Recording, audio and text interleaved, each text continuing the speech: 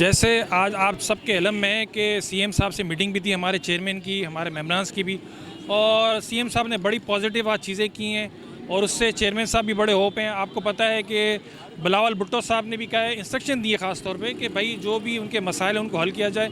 और जैसा आपके इल्म में है कि पूरे पाकिस्तान के अंदर हर जगह काम हो रहा है और इस सूबे सिंध में सारे काम नहीं हो रहा और हम पूरा बिल्डर पूरा यानी ताजिर सब एहसास महरूमी का शिकार हैं। तो मैं समझता हूँ आज बहुत अच्छी मीटिंग हुई है, बहुत अच्छी बातचीत हुई है। मुर्तज़ा वहाब भी थे वहाँ पर और वो लीगल भी देखते हैं। तो मैं समझता हूँ और सैटरडे का उन्होंने टाइम दिया है, जिस तरह चेयरमैन ने भी कहा सैटरडे तक हम वेट करेंगे और उसके बाद हम कोई नया अलाइमेंट बनाएंगे। जैसे सक्कर है, हैदराबाद है, तो उसमें भी काम बंद करने जा रहे हैं। तो सैटरडे तक वेट कर रहे हैं। तो मैं समझता हूँ कि बहुत अच्छी बात है और हम उम्मीद करते हैं कि हमारे मसाइल हल।